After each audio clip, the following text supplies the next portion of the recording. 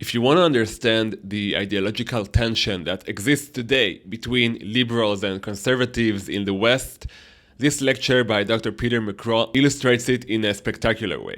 The lecture, which I've linked in the description, is titled "Stop Telling People to Get Married," and the title pretty much sums up his message. I should clarify, by getting married, the speaker also means having children. He raises interesting arguments, but neglects what may be the strongest counter-argument to his claim, and especially as a researcher who deals with ideas, this is an argument he should care about, namely that the idea he's promoting cannot survive because it will die along with the people who believe in it because they won't have children.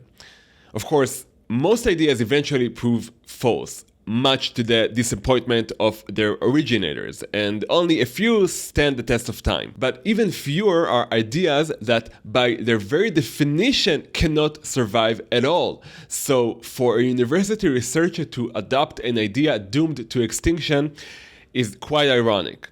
Still, since this is an idea that, at least for now, is gaining popularity as we see with declining birth rates in Europe and the United States, I thought it would be worthwhile to go over the messages in this lecture, not only to see if we can counter them, but also because, as I'll argue, they reveal a lot about why Western culture is dying. 20 years ago, I threw myself a bachelor party as a new professor at CU Boulder.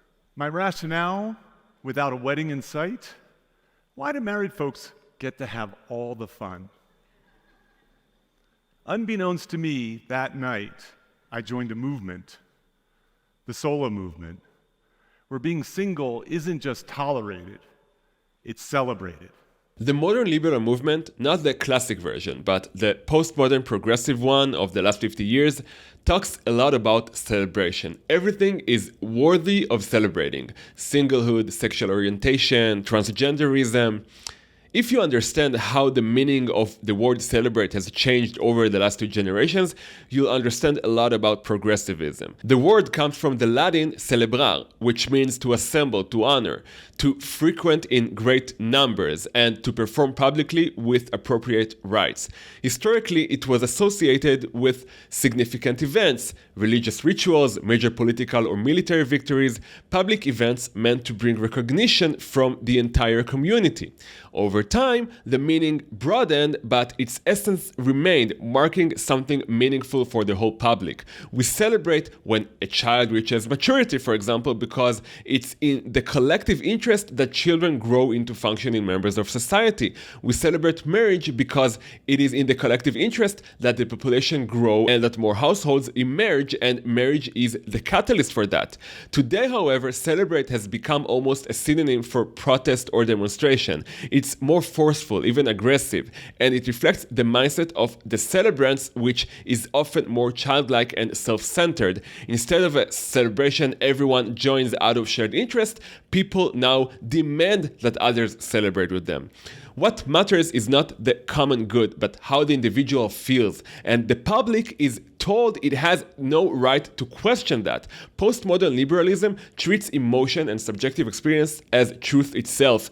If you question it, you're accused of denying someone's existence. So you're left with no choice but to celebrate and validate every internal feeling, like humoring an infant or risk being labeled homophobic or racist. From a conservative perspective, however, life should be guided by things more consistent than fleeting emotions, things outside of you, such as the roles given to you by your family or community.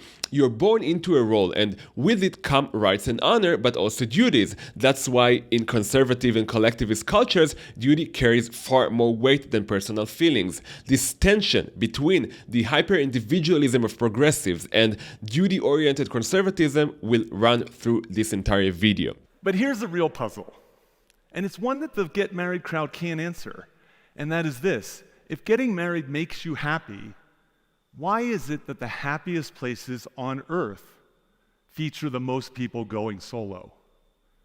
This is especially the case in Scandinavia.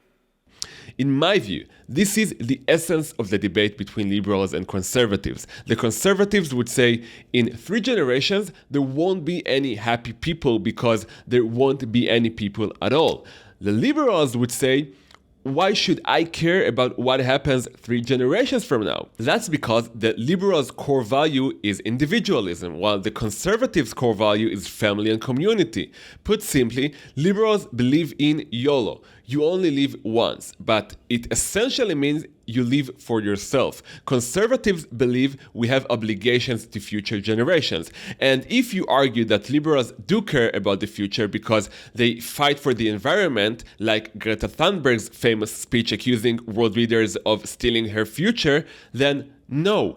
At best, that's naive. The deeper rationale behind much of the environmentalist movement is not care for future humans, but rather the belief that human beings are no better than animals. It's an anti-human movement, which is why many in it say openly that there are too many people on the planet anyway. So here's the real conflict. Do I see only myself in the here and now, or do I see myself as part of a larger fabric across time with others like me, where we all share a common future? It's no wonder Western culture is shrinking. Raising children is perhaps the most unselfish thing a person can do. You sacrifice your best years for someone else. Yet we still live in a world built for two. Married people have access to over 1,000 legal advantages unavailable to singles. Tax breaks, Social Security benefits.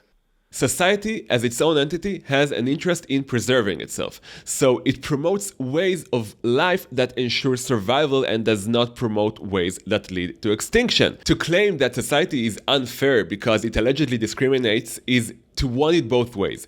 Either you think your personal happiness is what matters most, even if your lifestyle doesn't benefit society, or you think society owes you something, in which case you also owe something to it. I'd be perfectly fine with a live and let live approach if liberals like Dr. McGraw would simply say, we don't make demands of you, don't make demands of us. That's totally legitimate. I completely agree it's their right not to marry and to remain single. But what I reject is the broader attitude of victimhood, the mindset of society owes me. In my view, society does have a responsibility to its people, but society is made up of people. It can only last if its members carry a sense of duty toward it.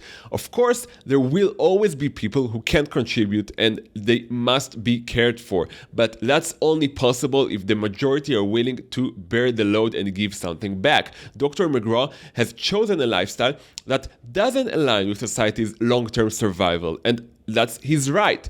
But why should society have to support that choice? A society that wants to live celebrates marriage and childbirth in the same way it celebrates military victories and honors those who sacrifice time, health, and even life itself to protect it. In Israel, for example, we give discounts to soldiers, donate money, and support them not only through government policy, but because as citizens, we recognize their sacrifice benefits us all. So why would anyone promote a lifestyle that harms society and doesn't benefit it? It only takes one generation not reproducing enough for society to collapse. There won't be enough working hands to sustain the economy. And I find it hard to believe Dr. McGraw doesn't realize that if all his students adopted his lifestyle, within 20 years, his own life would be immeasurably worse. A shrinking workforce leads to economic collapse. This isn't fear-mongering. It's what's already happening in Japan and China. Populations decline and economies decline with them. Dr. McGraw might one day discover that the retirement he planned for himself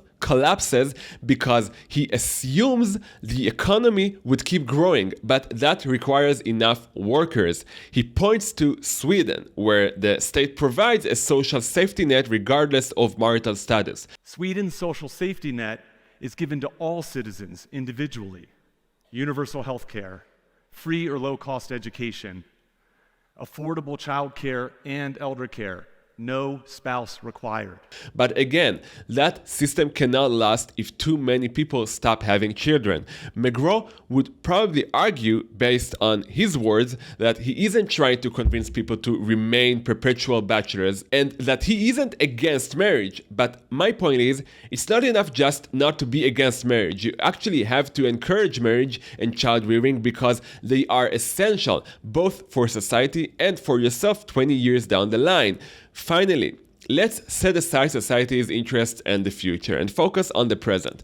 Dr. McGraw says he hasn't put a ring on anyone's finger, but he has many meaningful relationships. He mentions his soul sister, Julie, his longtime friend, in the audience and tells her, "I love you." And here tonight is my soul sister, Julie, who was at my bachelor party 20 years ago.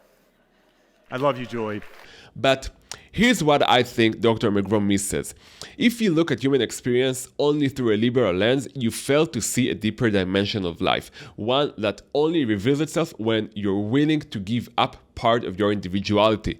McGraw says he realized he isn't half a person waiting for someone else to complete him. He's already whole. And I agree, we're not incomplete halves. But as a former guest on my podcast once explained to me, there's a reason that when a man and a woman marry, in Hebrew it's called nisaim, from the word to rise. They ascend a level. Marriage doesn't make you whole. It makes you 1 + 1 becoming a different kind of one, a higher unity. That's the meaning of a covenant. It's not just a contract. In a covenant, your individual identity takes second place to your collective identity as a couple. And to sustain that relationship, you must be willing to sacrifice part of your individuality. All the more so if you become a parent. Through a purely liberal lens, all you see is that parenting is less fun. But meaning lives in the space between the self and the other. And while McGraw does acknowledge this, he justifies his singlehood by pointing to meaningful friendships. The truth is that the love of marriage and children carries a different kind of meaning. Daily life together, raising children, sharing intimacy, these things shape you biologically, psychologically, and spiritually. Of course, marriage doesn't always work, but when it does, it offers an experience no other relationship can provide. That's why I think his argument is weak. If friendships bring meaning, and I agree they do, then marriage and children bring a far deeper meaning still.